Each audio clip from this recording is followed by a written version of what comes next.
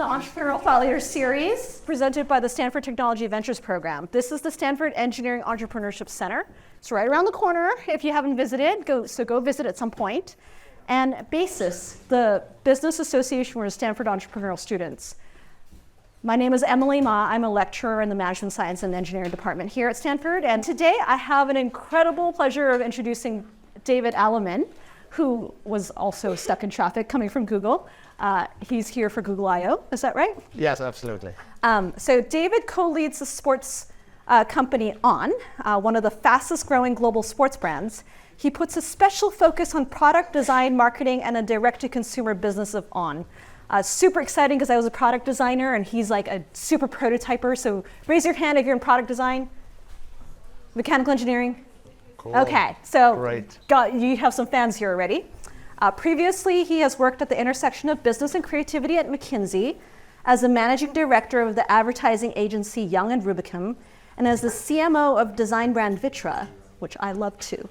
Right after he graduated, he founded one of Switzerland's first digital agencies in 1996. David also holds a Master of Law degree from the University of Zurich and received an advanced management program from INSEAD.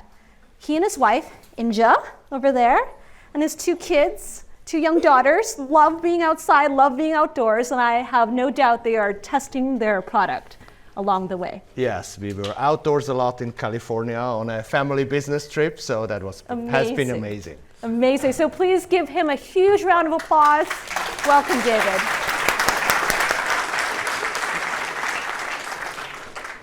So thank you so much, and I feel so privileged to be here with all this amazing talent in the room because you're going to go on to do super interesting things, and so it's going to be interesting to watch your journey, and I would like to share a bit our journey and also the personal journey as an entrepreneur, and so what we and what I learned in that regard.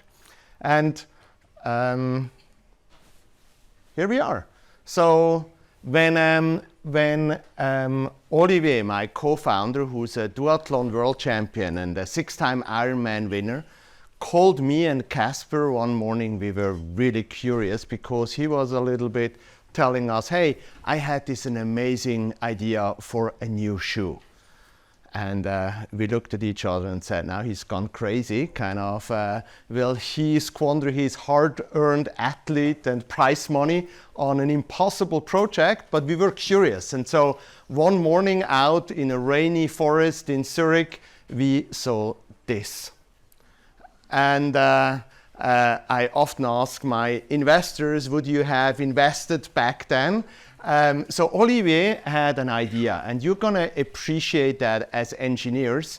He basically said, hey, on all his runs as an athlete, it's amazing that I have cushion shoes on one day and then for my training, but then for my competition, so-called race flats, so really hard shoes, but why can't I have both in one? And so he realized that so far it's been mainly material science. So how can I put a better foam, a better mattress underneath my feet? And that's of course great, as you will appreciate when you land, but then it becomes very soft running across a mattress when you're pushing off. And so he looked for an engineering solution to the problem, and he found a way. And I probably can show that in one of the shoes here. He found a way to kind of do hollow elements, so really engineering solution, so that these guys, today we call them clouds, that they bend back and give you cushioning, but then under force they become completely flat, like a racing flat, and so you have a solid platform to push off from. And he initially went out and in true engineering, rapid prototyping style, he had to go home and cut his garden hose at home to get to hollow elements and glue them under these shoes so that he could test that out. And we tried these shoes on that morning in the rainy forest. And we felt, wow, there is something there, because it felt like our first mountain bike, full suspension mountain bike ride, or our first ride on carving skis, also an engineering solution that changed the feel of that respective sport. Of course, then it went very fast. And we started to develop shoes in running. Now lately, shoes in tennis.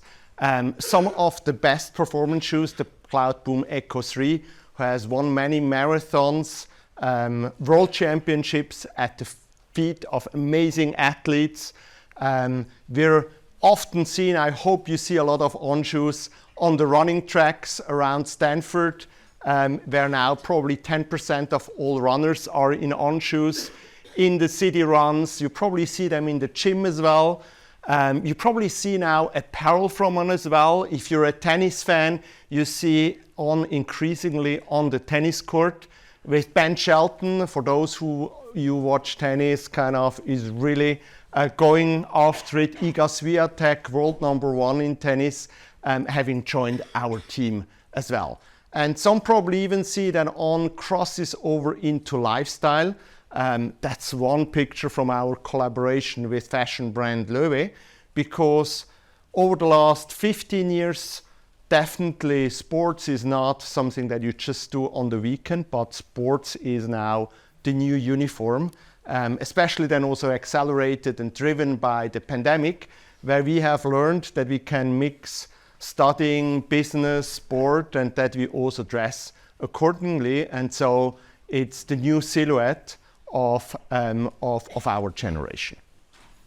Now, that also all looks great, but that's how I felt when we started out. So it felt pretty much like a cold shower, because we were sitting there. We had no clue of the shoe business or of the sports business. So how do you do that? How do you produce that crazy shoe where Olivier just had taken a garden hose? And so Olivier there in the middle, Casper on the left, me on the right side. We had to find a way. And in a perfect entrepreneur story, we would have started the next day. But that was, of course, not reality, because we all came from kind of solid careers, kind of, you know, McKinsey, solid careers in advertising, and so on. And so we were a little bit wary, and we fooled around and said, hey, are we really going to do this? Isn't this too crazy? But then, probably 2 months in, we went on a long hike, a hike up in the Swiss mountains. And now you have to know, Switzerland, there are mountain people kind of often living in the dark valleys, so it's a little bit a narrow perspective. And so we hiked up in the mountains in the Engadine Valley, and the more we moved, the higher we got, the broader the perspective got. And what we started to ask ourselves on that hike is, hey, we're coming from one of the safest places on the planet, one of the most privileged situations. So if we can't take full risk, who can? And so who feels privileged in this room? So here's a thought. If you have so much privilege to sit here, why can't we go all in, and despite the fact that it's probably crazy, take the full risk? And that's exactly what we did, and we put ourselves in a nothing to lose mentality. It's still a very calculated risk. It's not exactly Columbus setting sail to discover the Americas. And so we didn't know where it's going to lead us. It led us in 21 to an IPO where we actually didn't go in our suits, but we ran with all our team to Wall Street to do the IPO. But that was not the goal. That was just a stepping stone on this explore journey, where it's unclear where the end will be, but we're on this journey, and it's incredibly exciting because we chose to go all in, nothing to lose, and risk it all. So, of course, when you head into that journey, as you all know, as engineers, as product designers, product has to be first. Innovation has to come first. If there's not something novel, something completely unique, you don't have anything. And so, of course, Switzerland has a little bit of a history in engineering, whether it's watches or putting holes into things, whether it's mountains or cheese or even now shoes. So there's a little bit of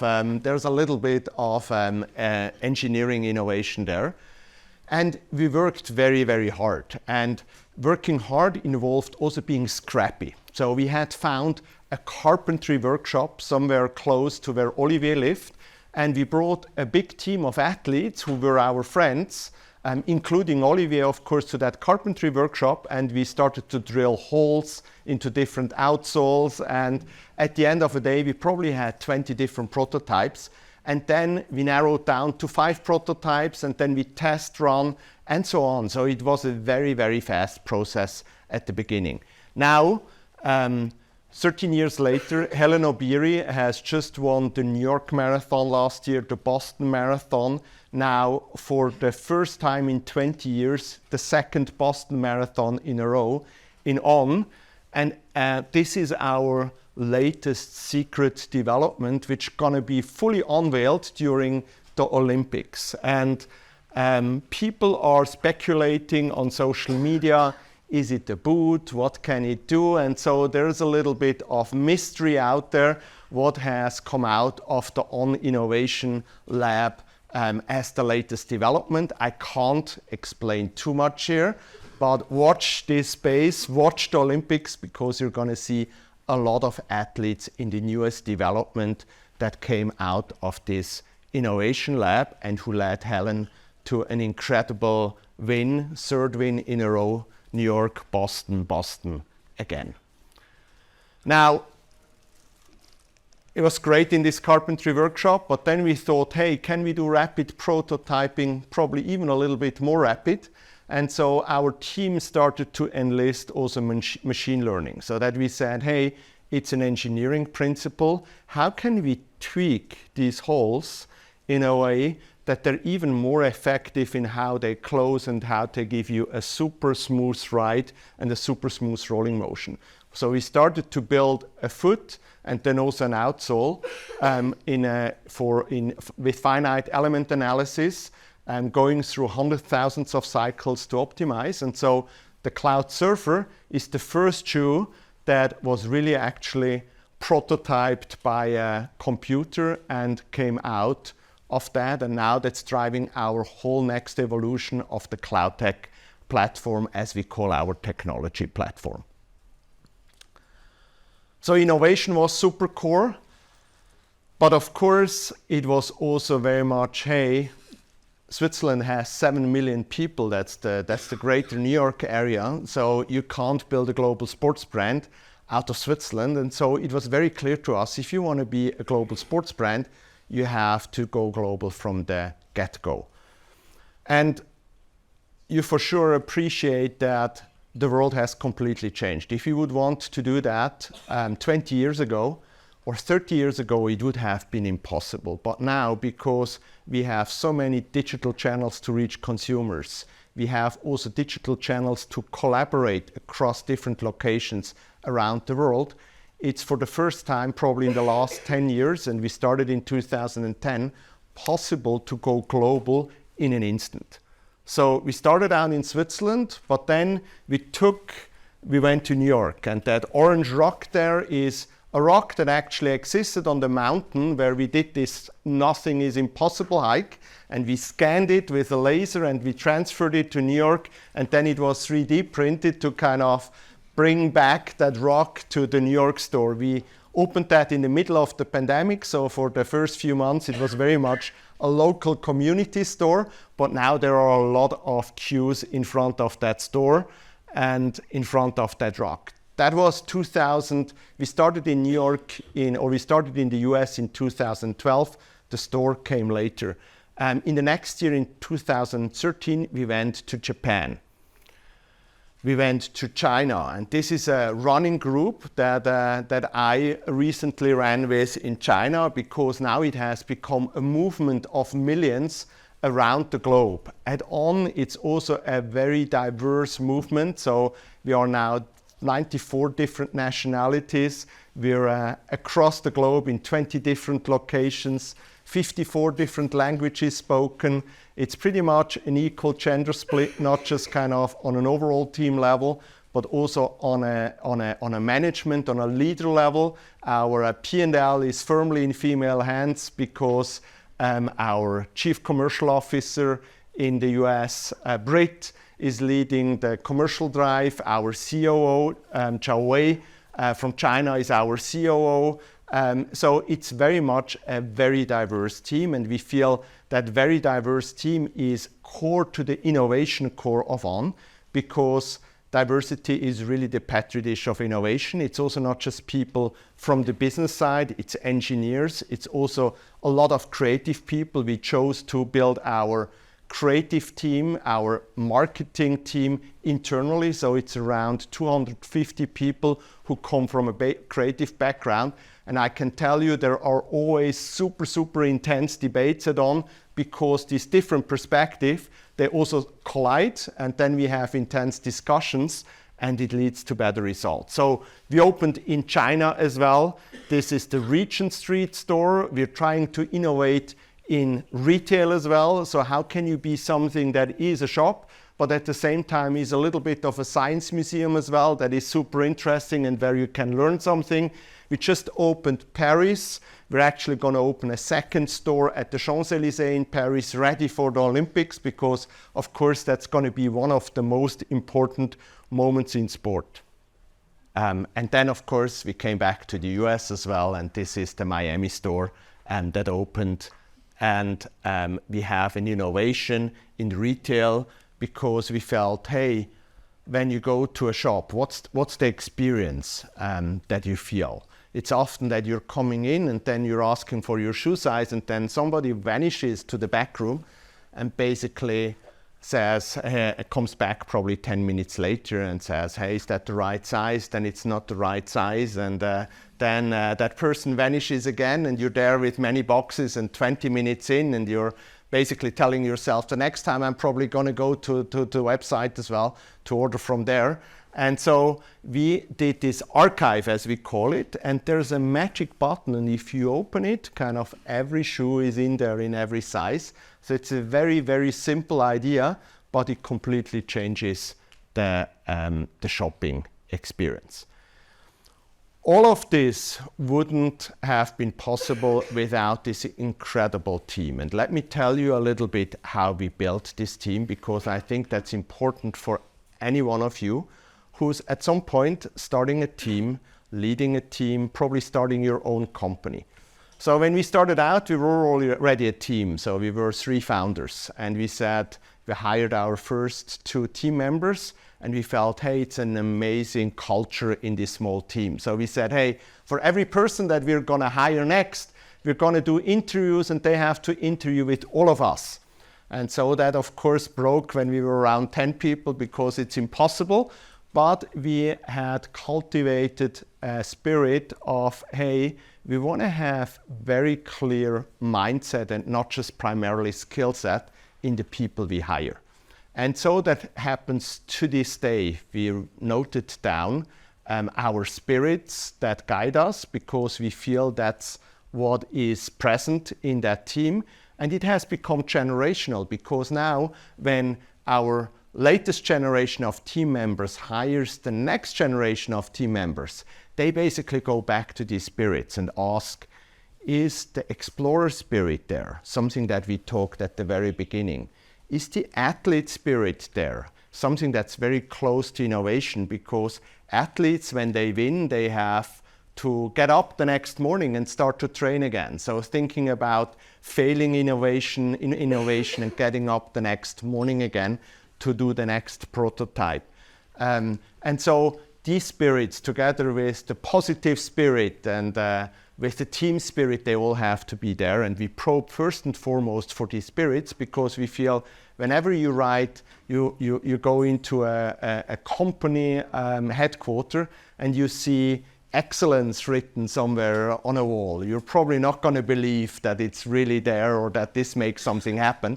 So it comes through people, and by bringing the right people around you, we feel you have a shot at building a great culture that then is not just there as your first product, but it becomes generational, and these next generations build the next product, because products are probably there for 5-10 years, depending whether you do a digital product or a physical product, but the team is there in eternity, if it becomes generational and if really kind of that spirit is present in the team. So I would urge any of you who build a team, first and foremost, to think about who do I want to have next to me if I scale really, really fast, and if I have to scale product, if I have to scale geography, if I have to scale channel like retail, direct to consumer, probably even wholesale.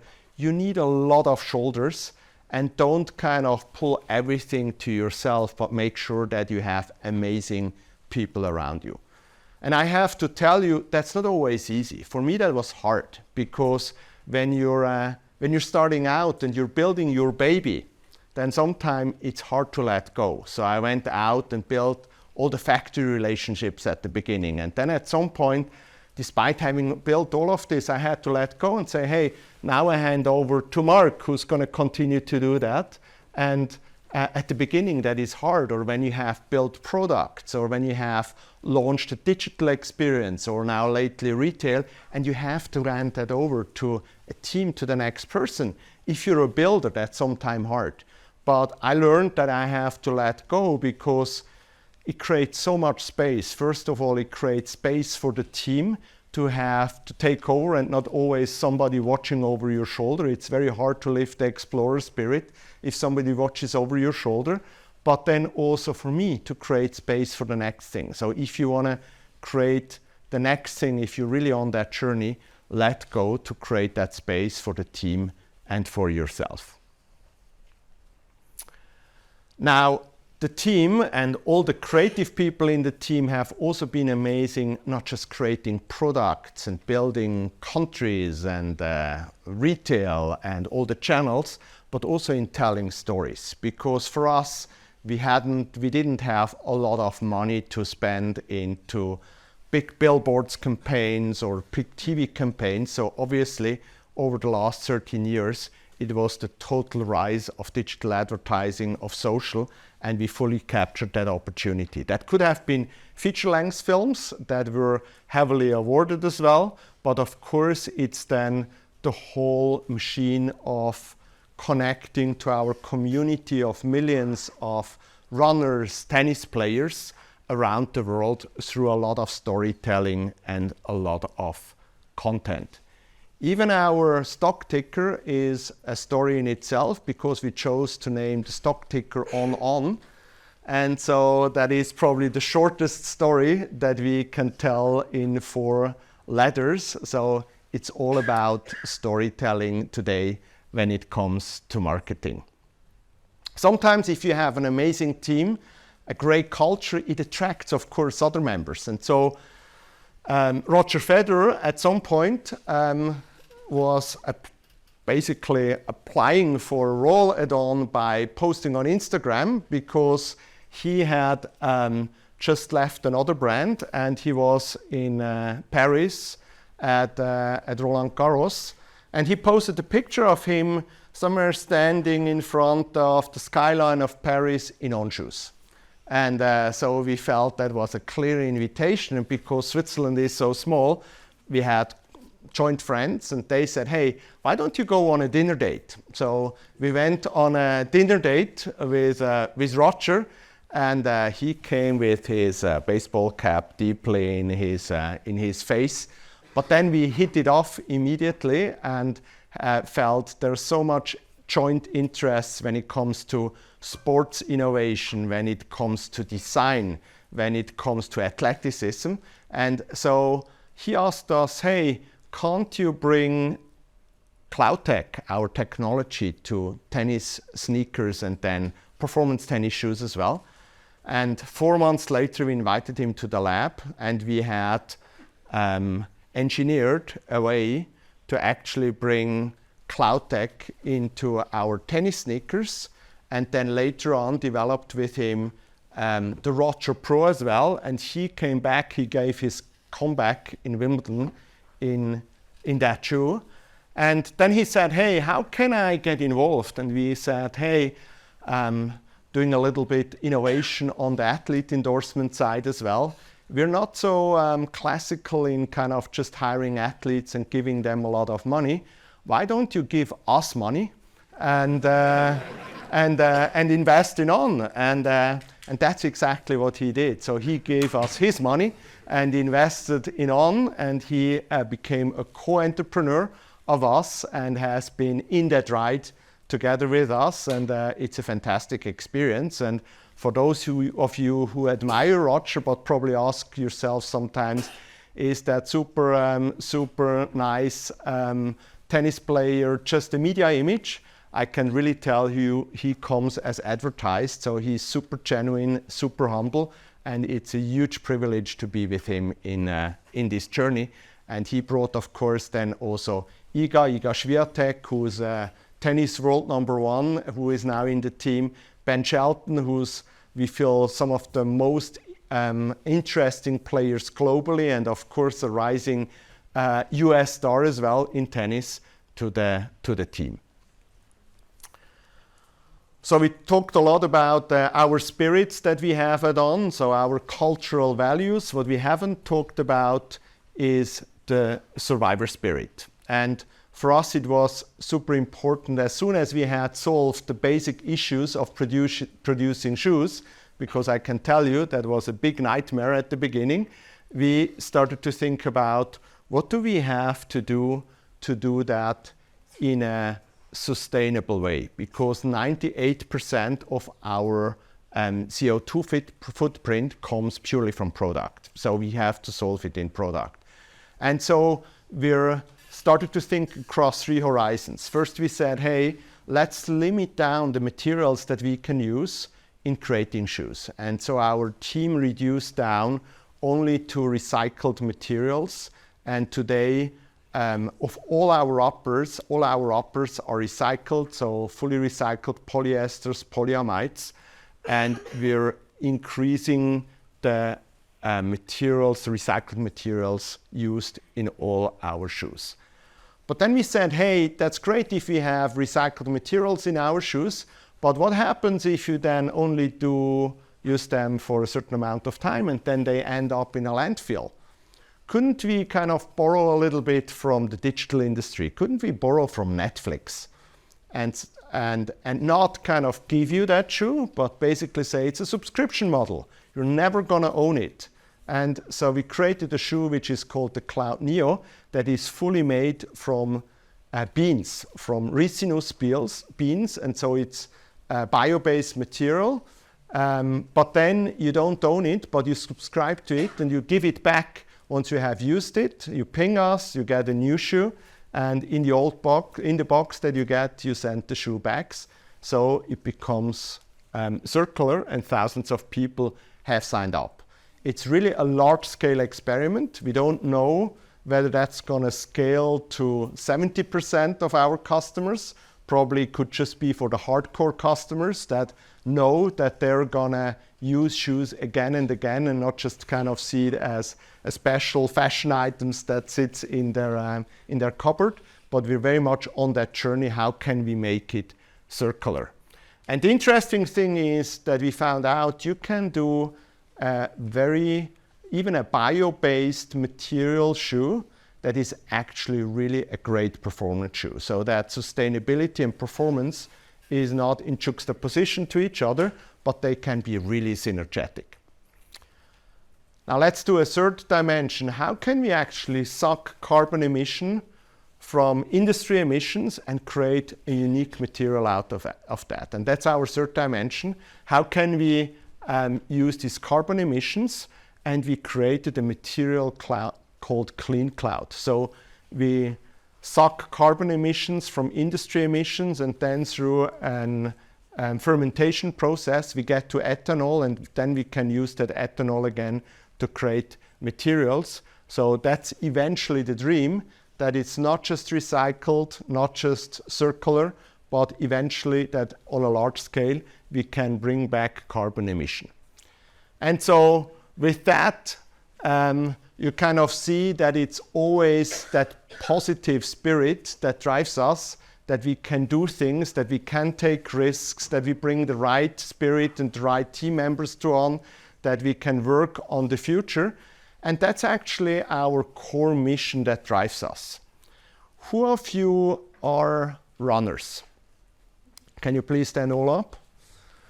Who are tennis players?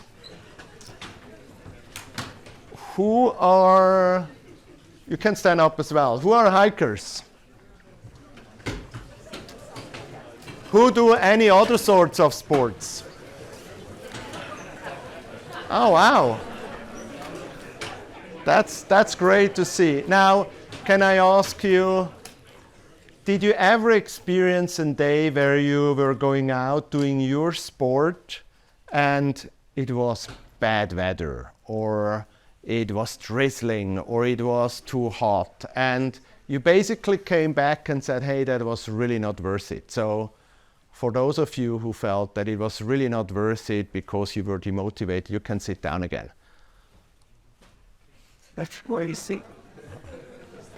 So I see most people still standing. And so that's the insight. When you do sports, when you run, when you hike, when you go and play tennis, when you train, something is not just happening to your body, but even more important, something is happening to your mind. And so our mission, and now please you can all sit down, our mission is to ignite the human spirit through movement. We feel body and mind are fully connected, and that's what's present in what we feel for sports, and why all of you are doing sports and are motivated by that. And we encapsulated that in a short film. When was the last time you dared to dream? Like really dared to dream? The type of dream that can be so powerful, it shapes the course of your life, of everything you do. The type of dream that gets you up and moving each and every day, literally up and moving. The type of big, scary dream that summons and ignites the power of the human spirit. Yeah, that type of dream. One so audacious, you hardly dare to utter its existence. One that will not just need the power of the human spirit, but all the power of the human spirit when things get tough. Because we promise you, things will get tough. There will be times when it feels like it might never be anything but a dream. Potential. Unfulfilled. But here's the thing. There is nothing more powerful than the human spirit. Nothing. So dream on.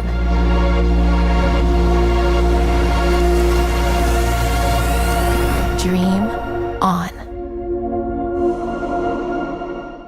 I really invite you to dream on, to take a lot of risks, and to innovate. And so if you take three things home from this opening, because now we're opening the conversation, then it's live the explorer spirit. So especially if you come from a super privileged situation, that's the perfect opportunity to take a lot of risks.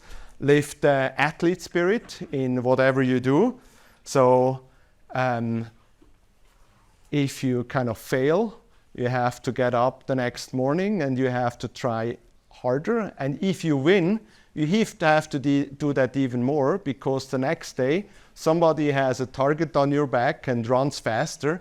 And so it's very much this innovation athlete spirit. And probably last, innovation, as much as we are about innovation, is outlived by teams. Because if you create amazing teams with the right culture, a product will fade. A team can go on to do the next great thing. And so these are some of the learnings that we learned on our short 13-year journey. And I'm very happy to open the conversation with you here in the group.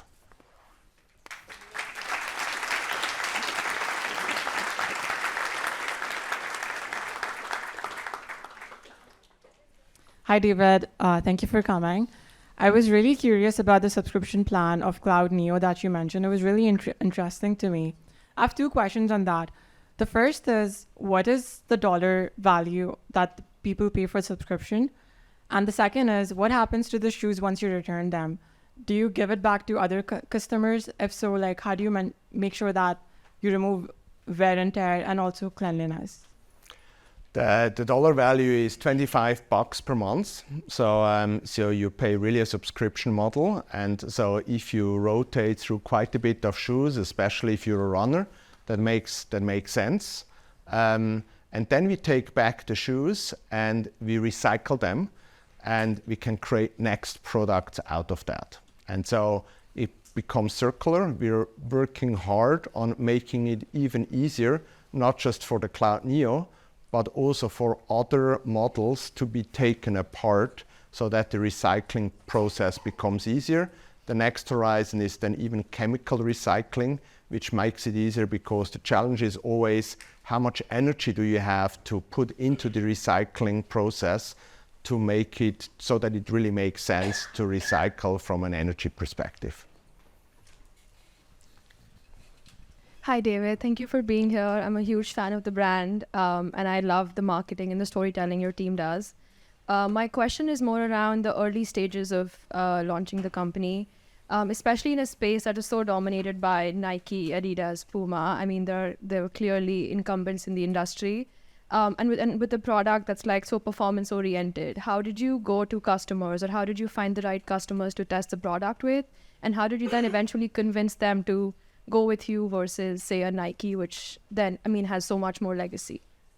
Yeah, super important question. And that's exactly what we asked ourselves in the beginning. And so we said, hey, let's first go out to all the marathon expos and do a little stand there, kind of put some shoes on the table like here, and convince people that they should try our shoes. And so at the beginning, we found out that if we go up to them and basically say, hey, we want to try our shoes, they were kind of, not so interested. And then we printed T-shirts, and the T-shirts had on there, don't ask me about the shoes.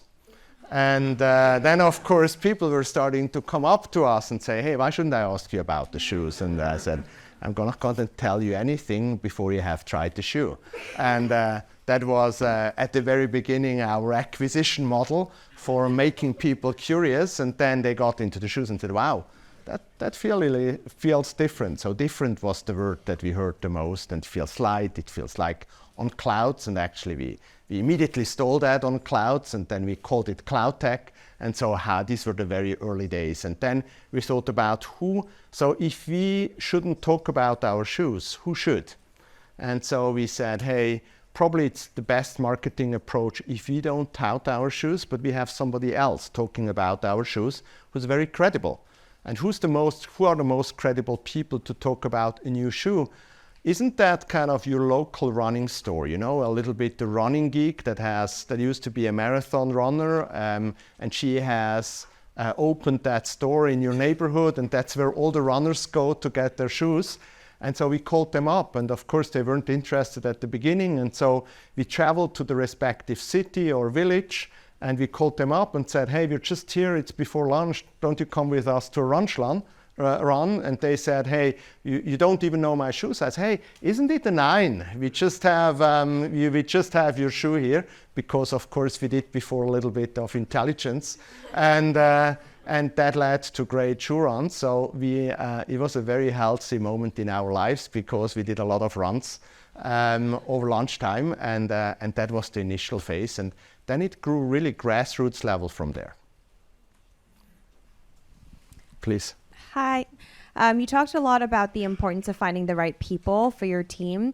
I was wondering if you could talk about how you knew your 2 other partners were good people to work with. I know you talked a little bit about the different spirits, but how did you know you would be compatible with your co-founders and that they would be with you, along this entire journey? It's often that you have friends. And so you feel a certain element of compatibility. So I had worked with Casper before in advertising, We met initially at McKinsey.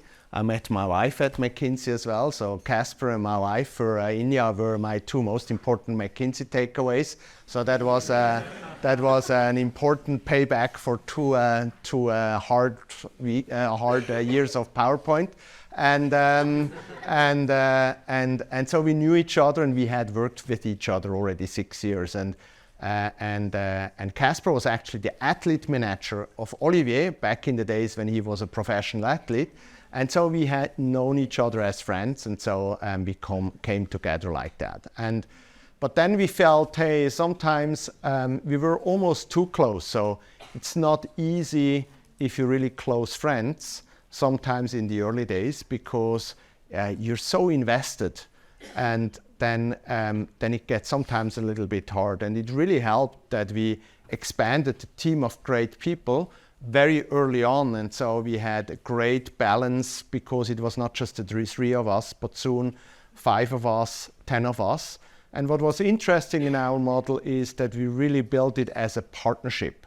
So it wasn't that we were hiring employees, we were also hiring employees, but kind of our closest allies in this team, we hired as equal partners. And I feel that has been really a core element in the success of On, because it allowed us to really live the explorer spirit, and all these missions. Hey, who's opening the US? Who's opening Japan? Who's going after D2C? Who's building the next shoe generation? Who's kind of building up production? You could give out to one of us, and they or 2 of us went after that.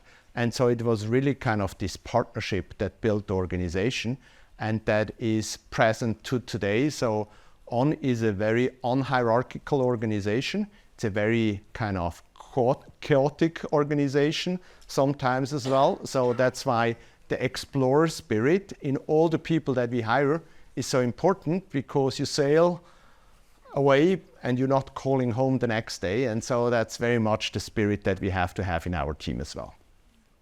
Sorry, that was a long answer.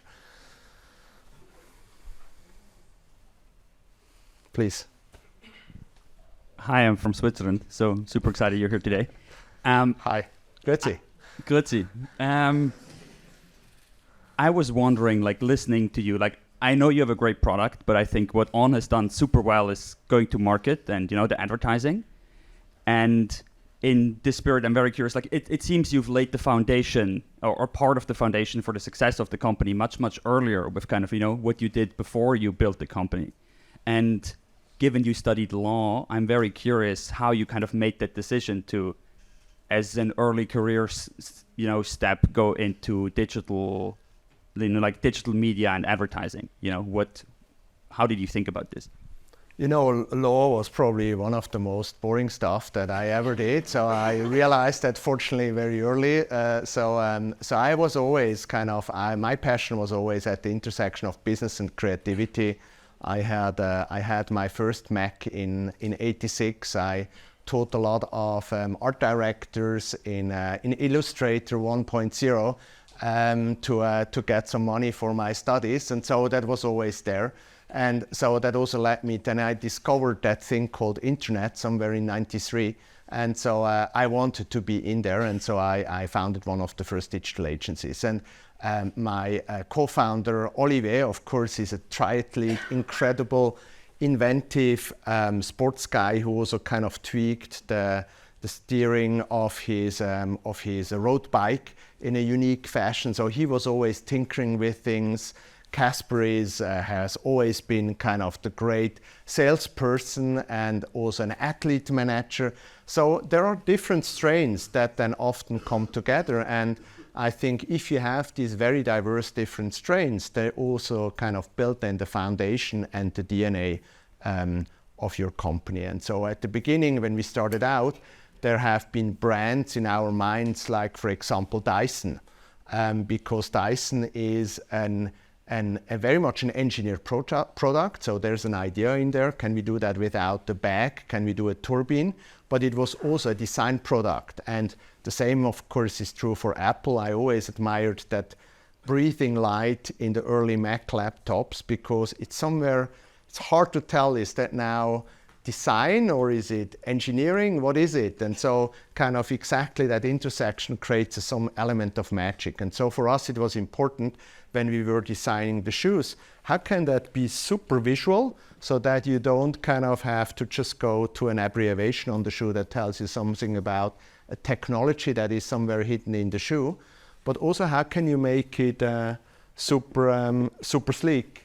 And back then there was a lot of space or car shoe design with a lot of material on the shoes. So we felt form follows function. So if you reduce down on design, you're actually also getting the functional benefit of making them very light and less and much more agile. So these are the things that came together in the early days and continue with our newest talents. Hi, I'm really bad with mics, so I'm sorry if you guys can't hear me. Thanks for being here. You mentioned earlier on that storytelling played a big role, especially when you guys were at a smaller team. So I was curious if you could share any lessons learned or advice in crafting, a good brand story. Yes, I feel that's probably one of the most important things, that you know what you stand for internally through your culture and the spirits that is present in the people. We then decided to codify it at some point by writing down what was already there, but then also really galvanizing what's your mission, what's your why. And for us, it was very clear, it's not just about winning races or being the fastest shoe, but for us, it was clear kind of having that explorer spirit, which is so important that it's about igniting the human spirit through movement. So it's something about what happens to the mind as well. And so that's really galvanized in our claim Dream On. So not accepting the status quo, but always going after the next thing.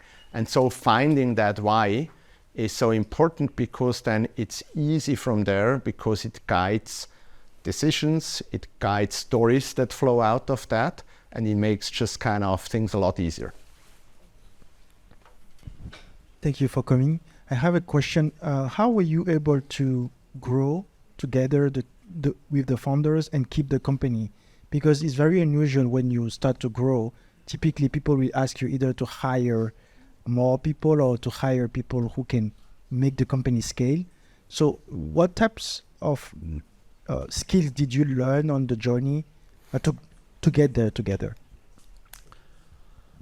So I think one element why we managed to do this journey together for a long time is because we learned how to fight and then kind of put the fight to rest again and be constructive again. So how do you operate under a lot of pressure in a small group, and can then, despite the fact that you probably have sometimes disagreements, come together again because you're still very clear what the joint mission is. And so I think if you're getting frustrated with your co-founders or your team members, always kind of keep the mission in mind, and then you're finding the energy again to continue that journey together. And the second aspect has been that we went out relatively early and said, hey, we need allies.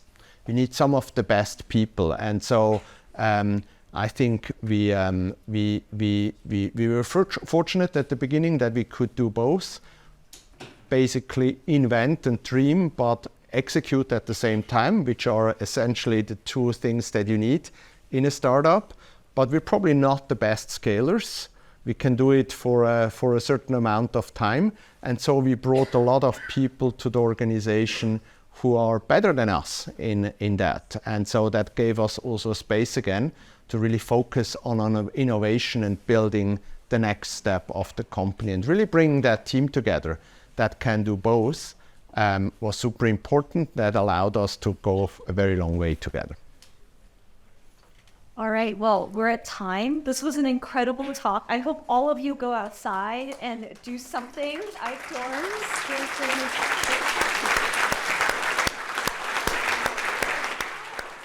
And back next week, if you look for more videos, they're at eCorner at Stanford.edu. What a pleasure. One more giant applause for David. Thank you so much. Thank you very much for having me.